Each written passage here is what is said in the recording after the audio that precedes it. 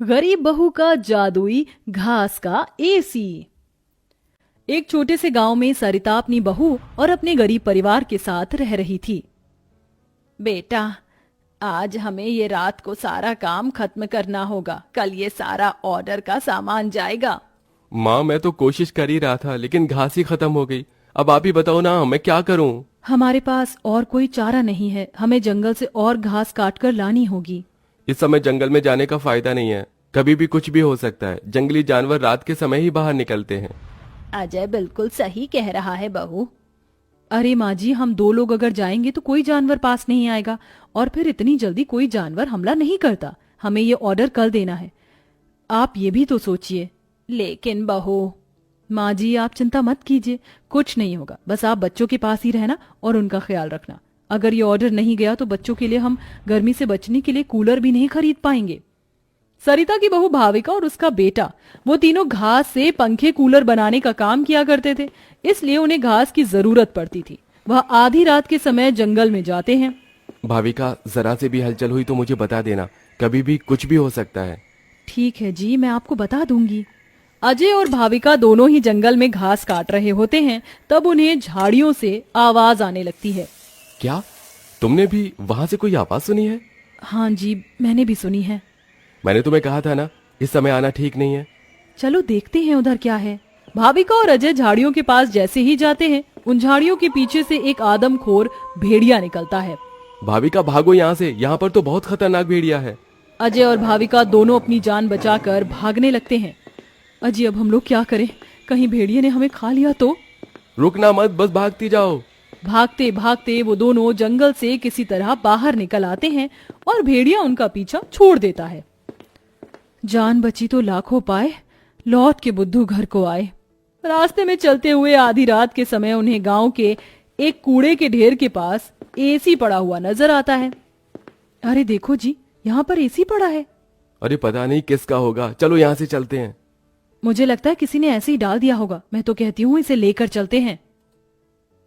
भाविका अजय को एसी ले जाने के लिए मना लेती है, जिसके बाद वो दोनों उस एसी को घर ले आते हैं। तुम दोनों तो घास लेने गए थे, ये क्या लेकर आ गए हो? ये हमें रास्ते में पड़ा मिला। जब हम कूलर पंखे बना लेते हैं तो एसी भी बना सकते हैं। इस खराब एसी को छोड़ो और ये बताओ, क्या तुम घास लेकर आई हो? सरिता के ये बोलने के बाद जंगल की दुर्घटना के बारे में दोनों बताते हैं, जिसे सुनकर सरिता हैरान रह जाती है। अच्छा, इसका मतलब बहुत बड़ी मुसीबत से बचकर आए हो तुम दोनों, और साथ में ये कचरा उठाकर ले आए। वह तीनों बहुत ज्यादा परेशान हो जाते हैं। कल का ऑर्डर पूरा करने के बाद उन्हें कुछ पैसे मिल जाते, लेकिन घास न होने की वजह से उनका ऑर्डर पूरा नहीं हो पाता और वह ऑर्डर कैंसिल हो जाता है। अगले दिन उनके टूटे फूटे घर के अंदर धूप की किरणें आने लगती हैं, जिससे बहुत ज्यादा गर्मी हो जाती है। हे भगवान, कितनी गर्मी लग रही है, घर में पंखा भी नहीं चल रहा है। मुझे भी बहुत गर्मी लग रही है।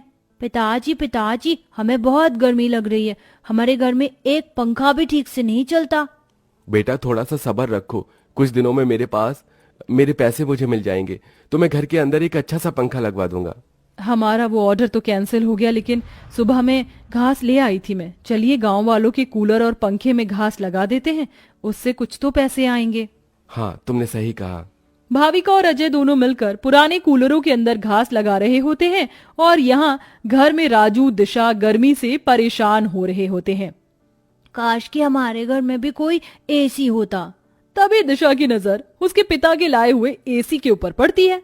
अरे राजू, जरा इसे देखो, लगता है पिताजी हमारे लिए एसी लेकर आए हैं, पर उन्होंने ये एसी अभी तक क्यों नहीं लगाया?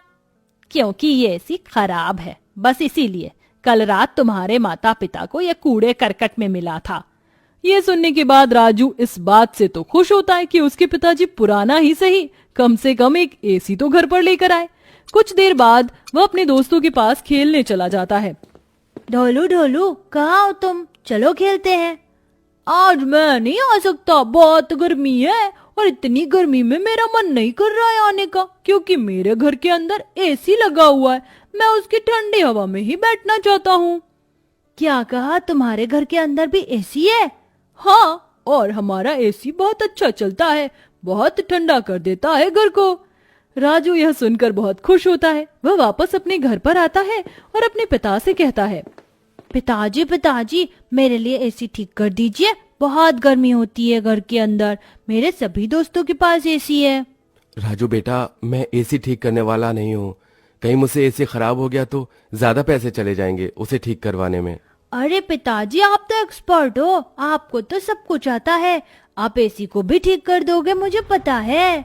राजू के कहने पर अजय एसी को ठीक करने की कोशिश करता है। अजय को लगता है कि उसके ठीक करने पर एसी ठीक हो गया होगा, लेकिन एसी ऑन होते ही उसके अंदर से धुआं निकलने लगता है। ये क्या हो गया, लगता है ये एसी खराब है, फेंक दो इस एसी को। राजू गुस्से में ऐसा कहकर चला जाता है, जिसके बाद उसे इस तरह देखने से उसके दोनों माता पिता परेशान हो जाते हैं। हमें हमारे बेटे के लिए एक एसी तो बनाना चाहिए। भाविका और अजय दोनों अब सारे काम छोड़कर उस एसी को ठीक करने में ही लग जाते हैं। वह उसकी ठंडी हवा खाने के लिए उसके चारों तरफ हरी घास लगा देते हैं, जिससे कि उस एसी की हवा और भी ज्यादा ठंडी हो जाए। चलो अब एसी तैयार है, इसे चलाकर देखते हैं। भाविका जैसे ही घास का एसी चलाती है, अचानक से उस एसी के आंख नाक मुंह बन जाते हैं। क्या बात है, तुमने तो मुझे बिल्कुल नए जैसा बना दिया है, लेकिन समझ नहीं आ रहा कि तुमने मेरे ऊपर ये घास क्यों लगाई है। एसी को बात करते हुए देख वो सभी डर जाते हैं। अरे हाँ सॉरी, मुझे माफ करना, मैं अपने आप को इंट्रोड्यूस करना भूल गया। मैं एक जादुई एसी हूँ, मेरे पास परी लोक की शक्तियां हैं, मैं गरीबों की मदद करता हूँ और तुम्हें मेरी बहुत ज्यादा जरूरत थी, लेकिन मैं खराब होने की वजह से अपनी शक्तियां इस्तेमाल नहीं कर सकता था। तुमने मुझे ठीक कर दिया, उसके लिए तुम्हारा बहुत बहुत शुक्रिया। माँ पिताजी देखो ये एसी तो बात भी करता है। हाँ, तुमने बिल्कुल सही कहा, ये तो कोई जादुई एसी है। तुमने बिल्कुल सही कहा, मैं हूँ एक जादुई एसी, बल्कि अब मैं हूँ एक घास का जादुई एसी और मुझे तुमने बनाया है। ये घास का जादुई एसी चलता भी है या फिर बस बातें ही करता है? तभी जादुई एसी के अंदर से ठंडी ठंडी हवाओं के साथ घास के बने हुए एसी निकलने लगते हैं। अरे वाह, इसकी ठंडी हवाओं के साथ इसके अंदर से तो घास के बने एसी भी निकल रहे हैं।